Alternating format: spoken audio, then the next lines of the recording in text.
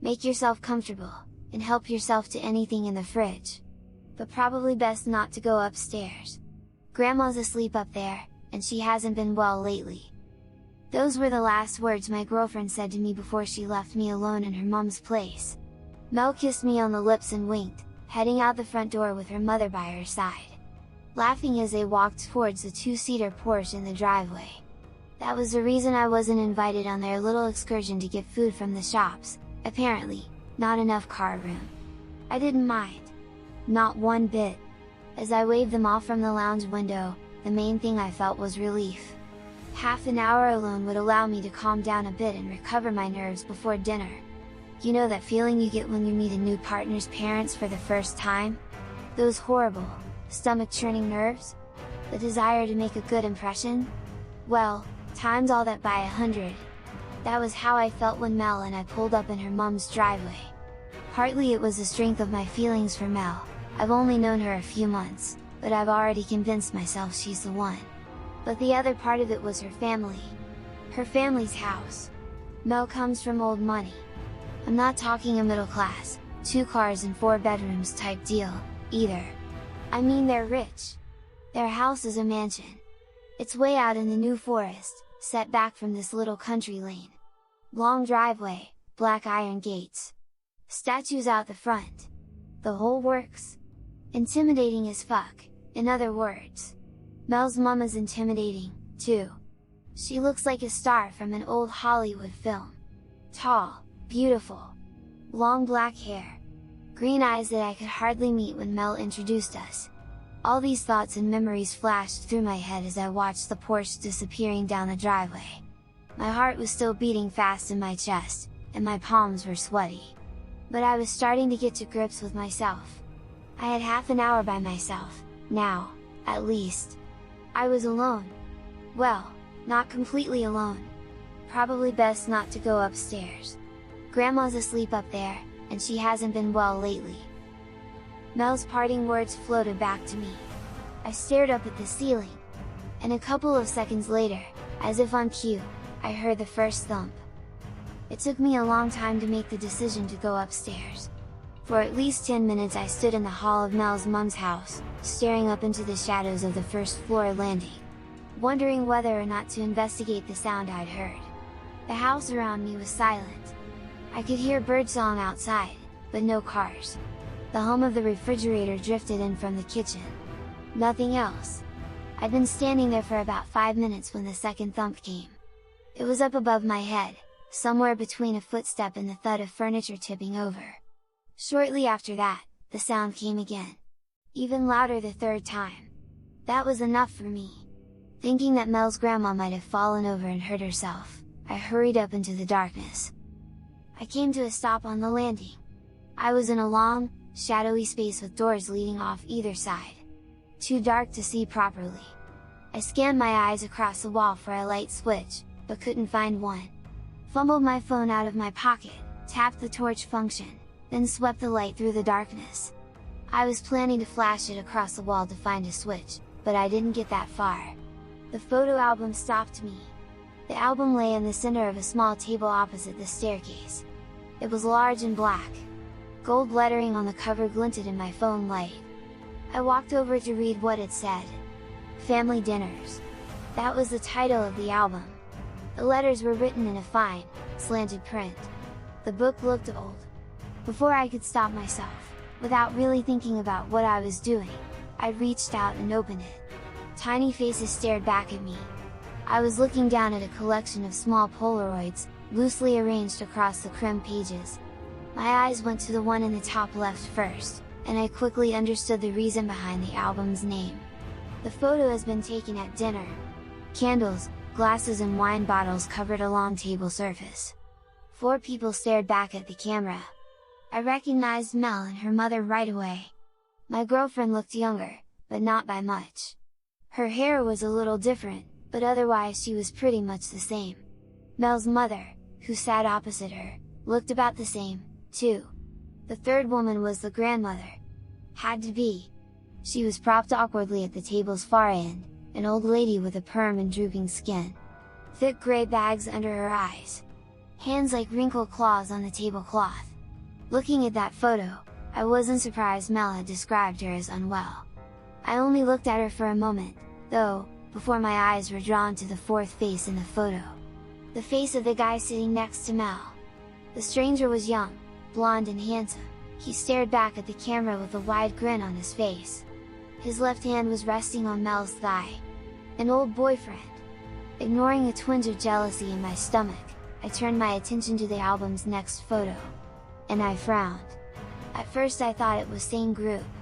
There was Mel, with her mother sitting opposite. There was Grandma, hunched and withered at the table's far end. There was a blonde guy sitting next to Mel, his arm casually thrown around her shoulders. Only when I looked closer, I realized that wasn't quite right. It wasn't the same guy. I looked back at the previous photo to check, comparing the two. Nope. Definitely someone new. A different boyfriend, perhaps. I turned the page. More Polaroid photos, more shots around the dining table. More men. Each photo was exactly the same setup, just with a different guy. There were 4 new ones on this page: a tall redhead with freckles and long arms, a well-muscled, rugby player type, another blonde guy, a nervous-looking, slightly overweight bloke with red cheeks. My eyes flicked between each of them, my frown deepening. What the hell was this? I picked the album up to get a closer look, squinting down at the strangers. Mel and I hadn't ever spoken about previous relationships. I'd asked her casually once or twice, but each time she changed the subject. Now I thought I could see why. I stared at her smiling face in each of the photos, feeling the jealousy in my stomach grow like weeds. "What are you doing, boy?" The voice came from the shadows behind me. I dropped the photo album. It crashed back onto the table as I spun around, my heart squeezing itself up into my throat. Mel's grandmother stood a few feet away from me. She was half hidden in the darkness, swaying in place on a metal crutch. She looked even older than she had in the photos, almost ancient. Thin white hair covered her scalp. Her eyes glinted in the darkness of the hallway, tiny beads buried in loose folds of flesh. When she opened her mouth, I could just make out the browning stumps of her teeth. "You shouldn't be up here." "I'm sorry, I heard a noise and thought I'd come up quickly and check, I didn't mean to." "You shouldn't be up here." Her sudden scream caught me completely off guard. I panicked. Began backing away down the hall even as the old woman advanced towards me, shuffling across the carpet far more quickly than I'd have thought possible. "I'm sorry, I didn't mean to startle you, Is it dinner time yet? Has my daughter made the preparations?" Spittle flew from her mouth as she screamed. Her hand was a white claw on her metal crutch. As she continued hobbling towards me, I spotted a half-open door on my left. A bathroom. Before I could think about what I was doing, or why, I darted inside. Shut the door behind me and pulled the bolt. A split second later the handle began to rattle. "Is it dinner time? I'm so hungry, Clarissa." I backed away from the door, my heart pounding hard. I kept telling myself she was just an old lady, probably a sufferer of dementia, or something similar, but the thought did nothing to ease the thumping in my chest. All that happened half an hour ago. I've been stuck in the bathroom ever since. I texted Mel 25 minutes back, to tell her exactly what happened. She sent a response back straight away. "Oh God, I'm so sorry. Don't move, we'll be back ASAP." I followed her instructions. I was still pretty unsettled after the encounter with her grandma, but Mel's text message helped calm me a little. It helped relax me. Or at least, it did at first. Over the past 20 minutes or so, though, I've started feeling worse again. I've started feeling nervous. Unsettled in a way I can't quite place. Partly it's that photo album. My mind keeps going back to it, picturing all those faces. All those men. The thing is, I almost feel like I recognize one of them. That first blonde guy. I feel like I've seen his face somewhere before. At first I thought he must just be someone I knew from uni, or school. Maybe even someone I'd seen around town. That's not right, though. I know it isn't right.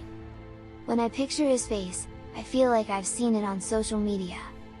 A photo being shared around on Twitter, or something.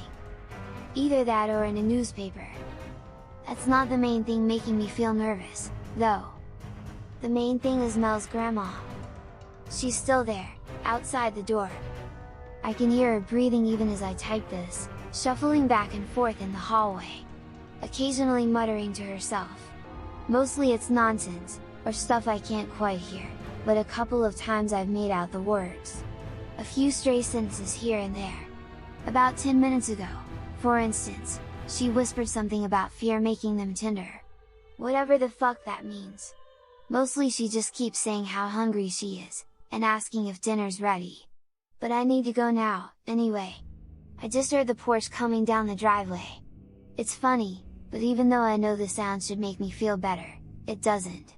The nerves in my stomach, that bad, hard to place feeling, just won't go. I have a view of the driveway through the bathroom window. Looking out of it now, I can see the car pulling up. I can see Mel and her mother getting out. I'd have thought they'd have been worried after that text I sent, but they're both still laughing like they did when they left. And the thing that's even stranger? Even though they told me they were getting stuff for dinner, the only thing they're carrying in their hands is red wine.